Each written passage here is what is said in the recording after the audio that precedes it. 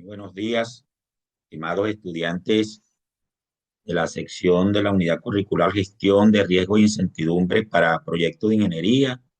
En esta sesión asíncrona vamos a continuar con el desarrollo de los métodos que se utilizan o las herramientas que se utilizan para el análisis cuantitativo de riesgo.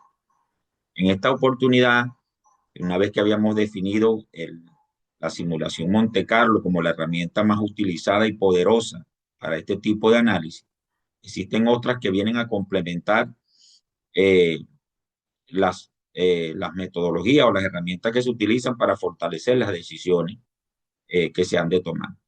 Y precisamente una de ellas son los árboles de decisión, ¿no? Que lo que establece son rutas secuenciales, ¿no? Para el desarrollo de las decisiones. Como lo dice aquí, es una herramienta analítica y visual diseñada para estructurar múltiples alternativas de acción frente a escenarios futuros desconocidos. Tengo varios escenarios, varias alternativas, los contrarrestos para tomar la mejor decisión.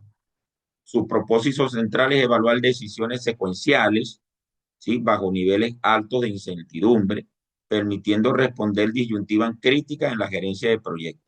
Algunos ejemplos pueden ser, por ejemplo, compramos una póliza de seguro sobre un determinado riesgo o asumimos el riesgo, ¿no? O subcontratamos un paquete de trabajo personal o lo desarrollamos con el personal interno de la empresa.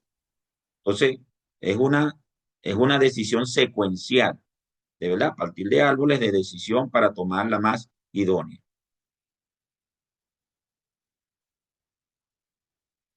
Aquí lo vemos, ¿no? Anatomía y del árbol de decisión. El principal nodo de decisión es un cuadrado, normalmente se representa en un cuadrado, esa es la simbología. En este nodo, el punto de control gerencial es el punto de control gerencial y aquí parten las alternativas estratégicas sobre las cuales el equipo del proyecto tiene poder de elección directa. O sea, a partir de aquí, digamos, está en la decisión de la gerencia que designó el equipo de gestión de riesgo. ¿Okay? Se presenta como un cuadrado. Luego vienen las ramas o líneas direccionales que representan las rutas a seguir. Pueden ser alternativas de acción desde un cuadrado o posibles estados de naturaleza desde un círculo. ¿Okay? Puede ser que lo lleve a otra decisión gerencial o a una decisión de una acción gerencial. ¿Ok? Estos nodos, los que se representan como círculos, son nodos de evento incierto. En realidad son los que tienen la incertidumbre y hacen que aparezca el riesgo. Son escenarios gobernados por el azar, representan variables fuera de control del gerente, divididas por su probabilidad matemática de ocurrencia. Nuevamente, el análisis estadístico. Y finalmente se presentan los resultados finales de los nodos terminales, donde se muestran las decisiones, el impacto monetario, temporal definitivo, si se recorre esa ruta específica hasta el final. O sea, la idea es que esta estructura de árbol de decisión permita tomar la mejor decisión para el manejo adecuado de la gestión de los riesgos. ¿Cuáles son las etapas? Son 5 pasos que se presentan en los árboles de decisión. Primero, la identificación, ¿no? Se define la disyuntiva principal del proyecto y estructura las opciones mutuamente excluyentes y disponibles, ¿sí? Se identifican las disyuntivas. ¿Cuáles son esas cosas que tengo que decidir a la conveniencia del proyecto? Luego se establecen los eventos inciertos. Se identifican qué eventos de riesgo, amenazas u oportunidades, sean positivos o negativos, y la posibilidad de que si son posibles de que se tome cada alternativa. O sea, ¿cómo puedo yo decidir entre una alternativa y la otra?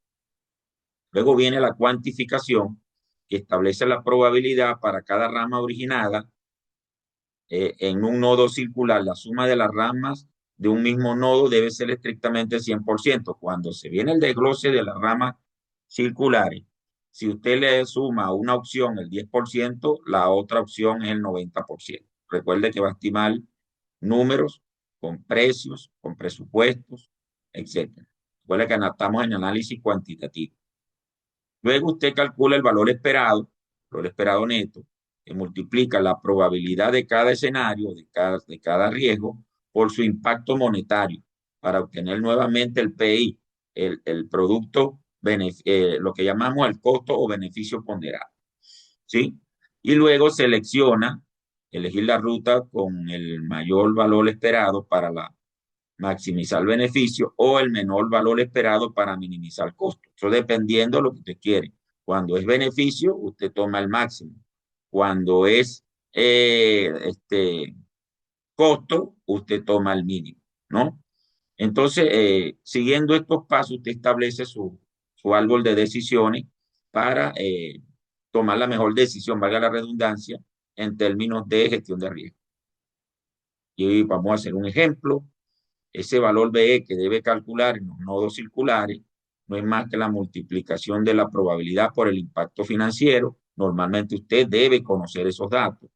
Por ejemplo, para un caso en que tengamos que contratar un seguro, ¿sí? O no, o tengamos que decidir entre contratar un seguro o no contratarlo, ¿no? Si usted, aquí tenemos un caso. El seguro es un costo fijo. Cuando usted contrata un seguro, tiene un costo fijo. Y garantizando por contrato. No hay probabilidad asociada a eventos posteriores. Es decir, que si usted paga el seguro, tiene que desembolsillar $20,000. La probabilidad que si toma esta decisión, hay 100% certeza, lo tiene que pagar. O sea, cuando usted decide que va a contratar un seguro, que usted tiene una pérdida cierta de lo que cuesta el seguro, en este caso, $20,000.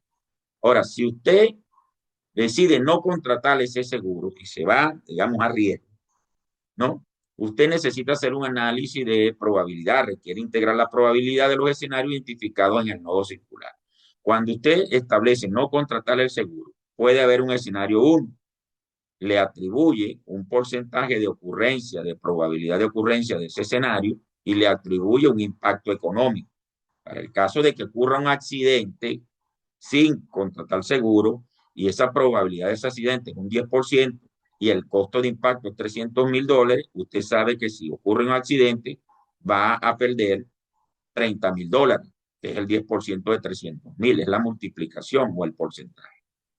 Si a esto le asigna un 10% de ocurrencia, que el escenario es que no haya accidentes, entonces esto tendrá el 90%. Pero si no hay accidentes, usted no tiene ningún impacto económico. Por lo tanto, este escenario 2 genera un costo de 0%. Al final, no contratar tiene una pérdida esperada de $30,000. Y luego viene la comparación. Si contrato el seguro, pierdo 20,000. Y si no lo contrato y ocurre un accidente, pierdo 30,000. Quiere decir que como este valor de no contratar seguro, de contratar seguro es menor en pérdidas que la pérdida esperada por un accidente, entonces usted debe decidir contratar seguro. Vamos a ver eso en el árbol de decisiones. Está.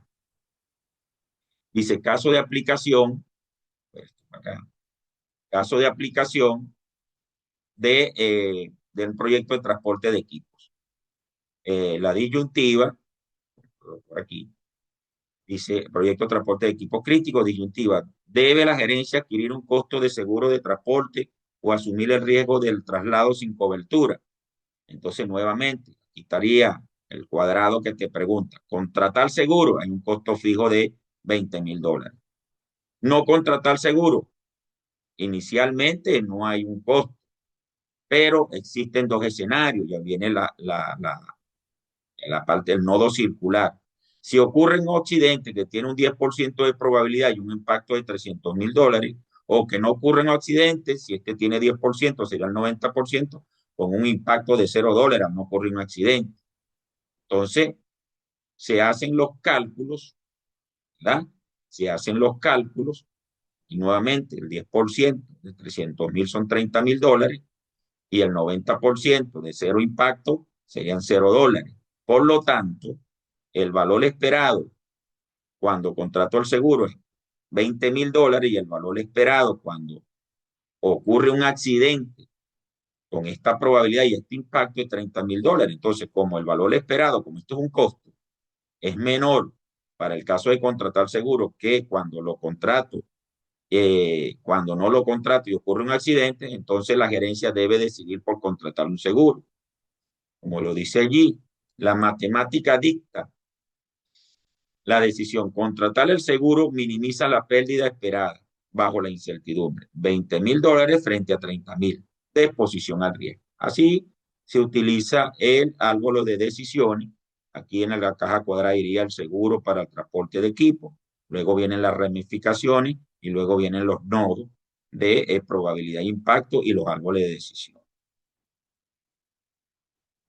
Otro análisis o otra herramienta que se utiliza es el análisis de sensibilidad.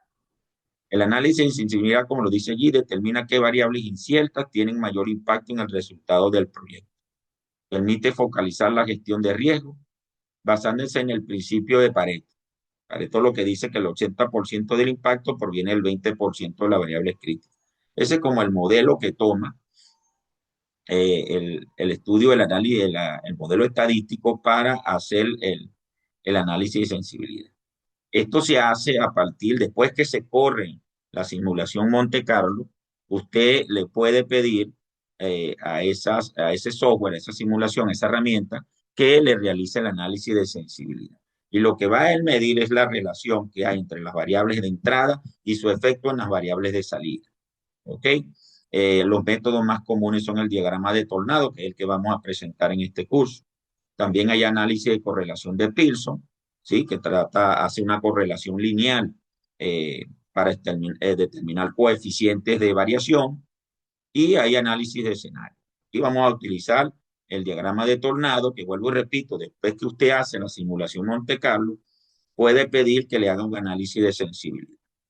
¿Ok? Eh, Porque al final también es sobre escenarios posibles. O sea, hay una simulación de escenarios globales, integrales, pero entonces, ¿cómo se representa esto?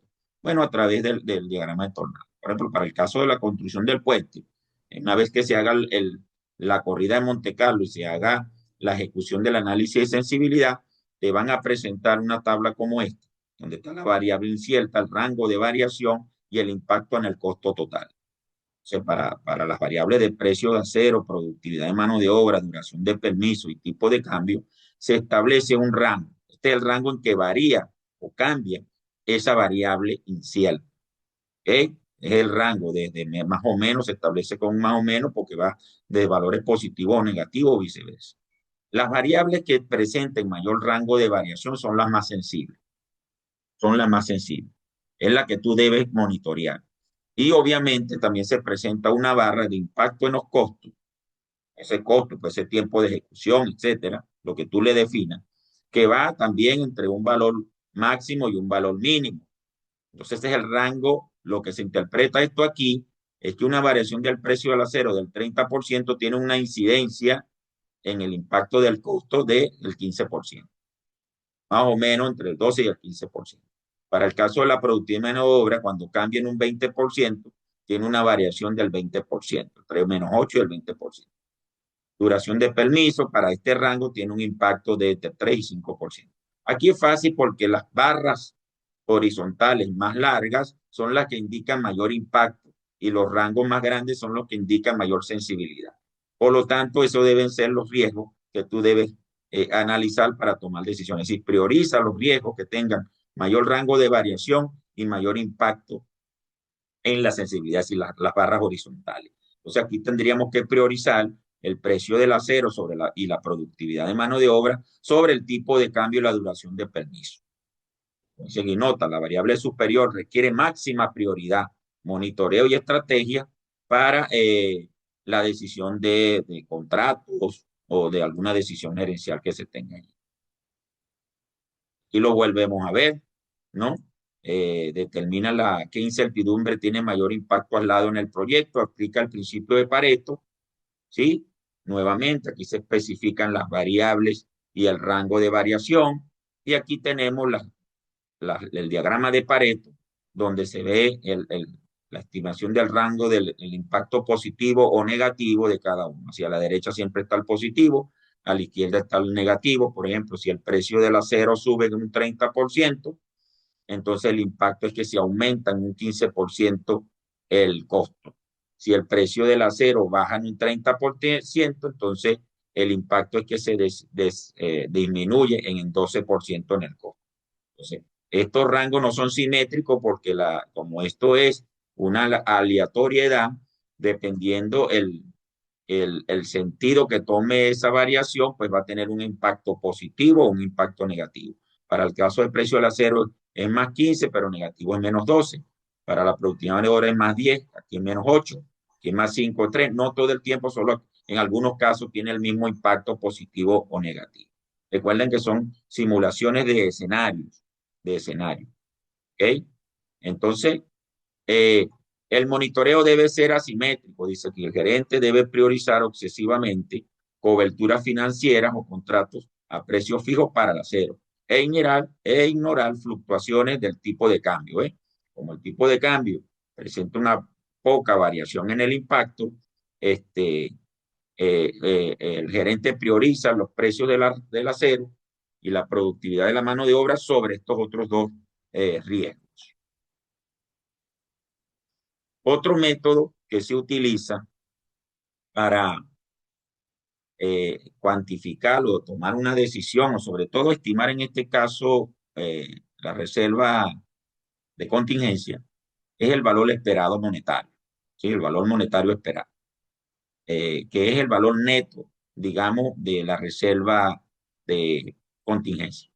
El cálculo algebraico directo que multiplica la probabilidad del impacto integrando amenazas, valores negativos y oportunidades, valores positivos en una métrica única consolidada. Es decir, ese, ese valor esperado monetario o valor monetario esperado es la sumatoria de la multiplicación de la probabilidad por el impacto.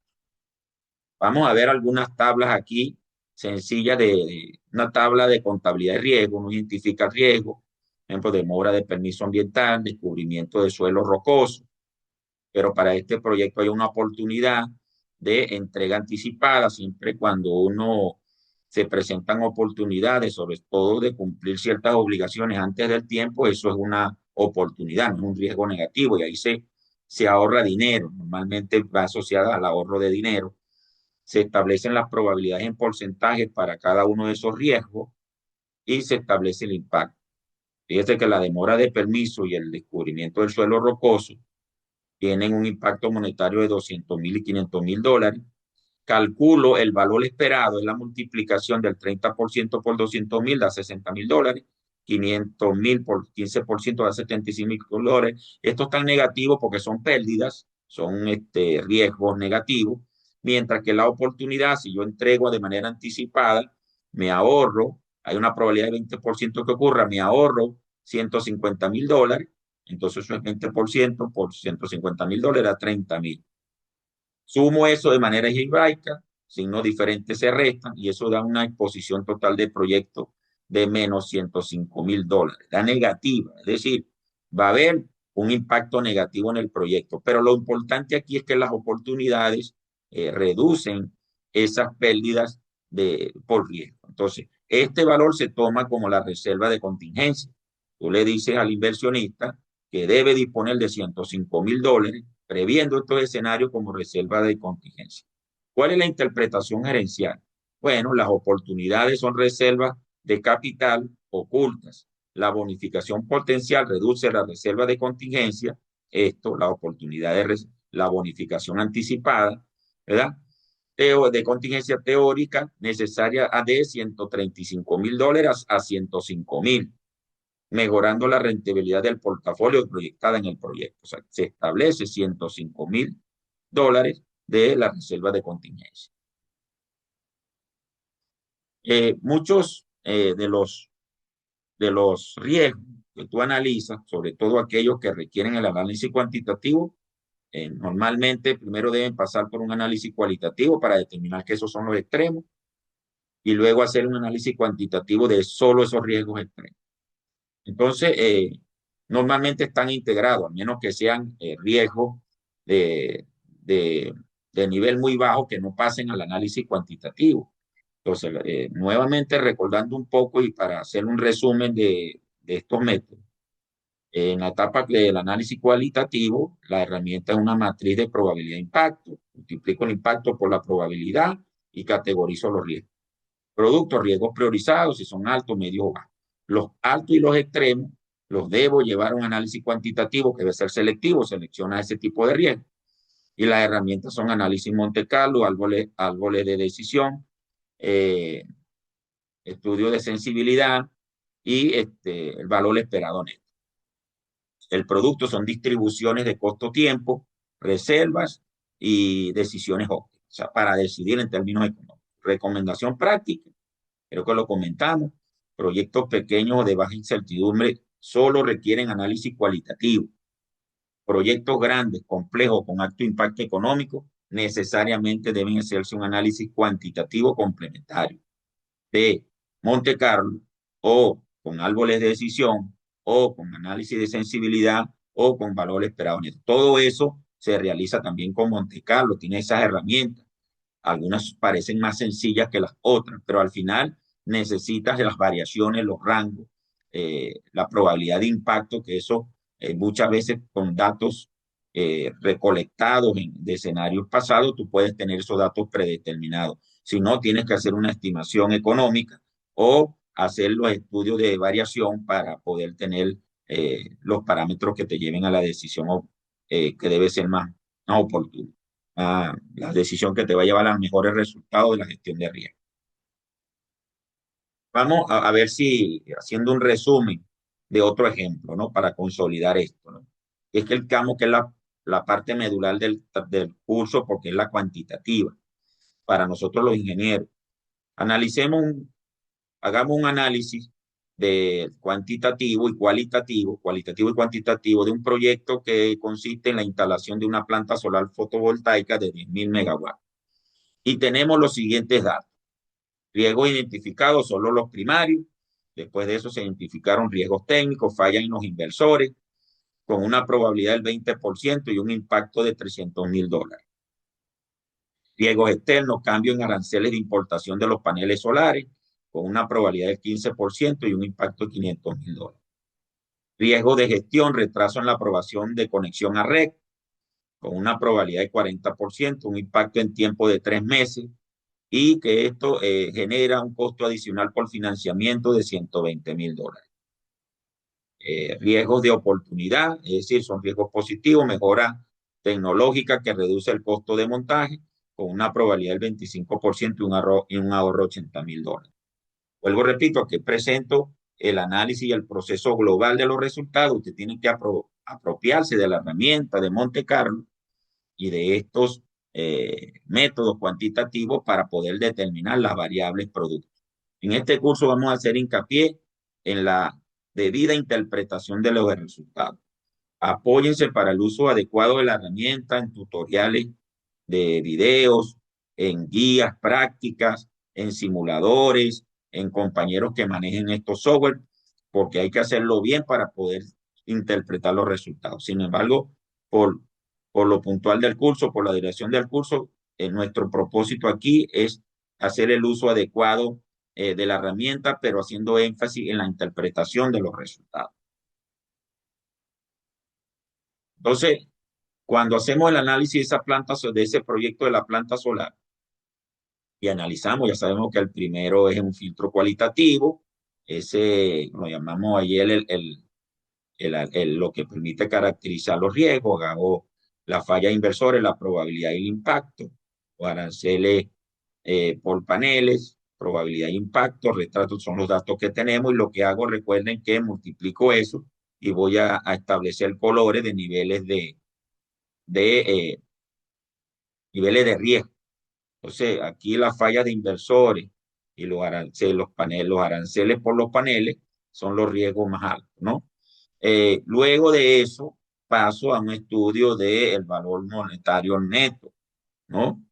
Multiplico el porcentaje por el impacto de probabilidad y lo determino para cada uno de los riesgos. Tengo $60.000 para el riesgo 1, 75.000 para el riesgo 2, 48.000 para el riesgo 3 y tengo una oportunidad de $20.000. Cuando usted suma esto algebraico, le da un déficit esperado de menos $163.000 que lo puede establecer como reserva de contingencia para este proyecto. Sin embargo, usted pudiese realizar una simulación Monte Carlo o para esas variables de esos proyectos, ¿verdad? Establecer las relaciones entre las variables y establecer los métodos adecuados. Recuerda que aquí tiene que definir si es un modelo triangular, si es un modelo uniforme, si es un modelo rectangular o uniforme. Distribución normal y la otra distribución uniforme. Entonces, si usted simula, hace una simulación Monte Carlo para 10.000 iteraciones de ese proyecto, el costo base sin riesgo está alrededor de 2.500.000 dólares. El costo esperado con los riesgos da 2.663.000 dólares. Fíjate que el costo esperado es mayor que el costo base. El intervalo de confianza para un 95% está entre 2.55 y 2.82 millones de dólares. Y el análisis de sensibilidad, después de haber ejecutado esa simulación, indica que la variable dominante es los aranceles, que es la R2, que está alrededor del 60% de la varianza total. Eso todo te lo va a dar la simulación. Todo te lo va a dar la simulación. Decisiones finales. Después que tú tienes este análisis de sensibilidad, análisis Monte Carlo y el estudio cualitativo y cuantitativo que vimos del valor presente net, del valor monetario neto, tú puedes llegar a las decisiones en función de esos parámetros. Reserva acotada dice aprobar una contingencia de 300.000 dólares basada en el percentil 85, superando el valor monetario neto. Fíjate que cuando el valor monetario neto te dio 163.000 dólares, es este, pero cuando haces eh, el análisis riguroso de Monte Carlo, te va a dar que para el percentil 85, la reserva de contingencia era de 300.000 dólares. Así que hay métodos más rigurosos que otros. Entonces la recomendación siempre es Monte Carlo. Porque fíjate que aquí Monte Carlo da un valor para el percentil 85 de 300.000 dólares, mientras que el valor monetario neto apenas da de 163.000 dólares. Casi la mitad, te puedes quedar por debajo, ¿no? Entonces, nuevamente, no es la reserva de contingencia, no va a ser 163.000 dólares, sino 300.000 dólares, porque el análisis Monte Carlo dice que para un percentil seguro del 85%, pues está entre 80 y 90, algunos usan 80%, otros usan 85%, otros usan inclusive 90%, ¿no? Recuerda que mientras más arriba también es más costoso.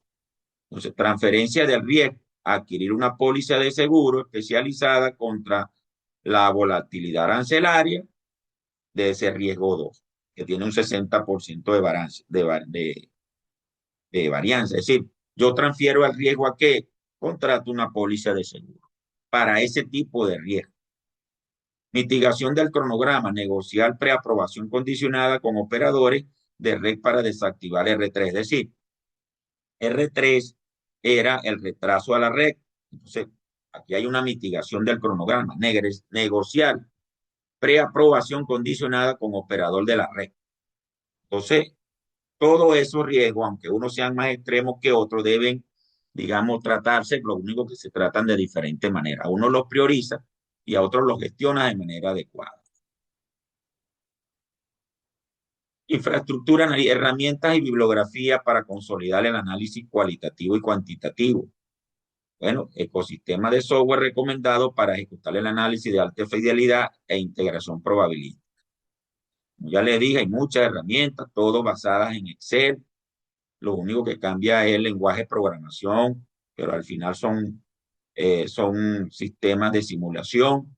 Está el SimulR, que es un complemento de Excel, que es para simulación Monte Carlo intuitiva, recomendado para caso práctico 2.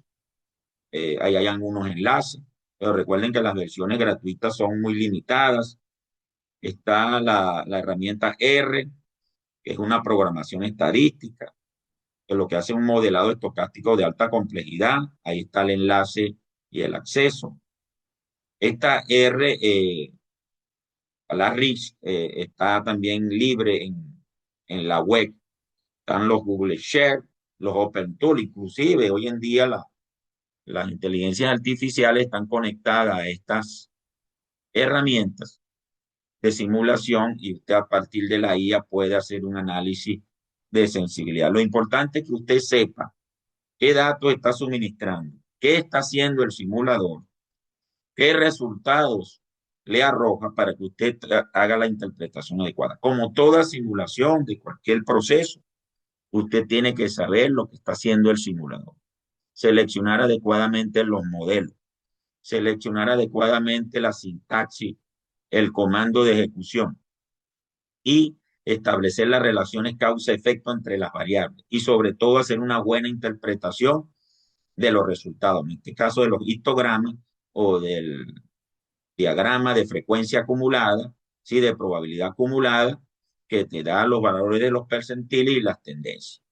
Ahí están las bibliografías, revisen, consulten, apóyense en las herramientas disponibles, en las personas que puedan manejar estas herramientas para hacer la simulación adecuada del caso práctico 2, pero sobre todo una buena interpretación. Con esto finalizamos el segundo encuentro y los invito a hacer las asignaciones correspondientes. Ya vamos al próximo encuentro, es sobre la respuesta a los riesgos y el monitoreo. Y bueno, vienen las exposiciones de ustedes de los casos prácticos 2 y 3 y luego la presentación del proyecto final que integra toda la metodología desarrollada en este curso. Muy buenas tardes, que pasen un feliz día.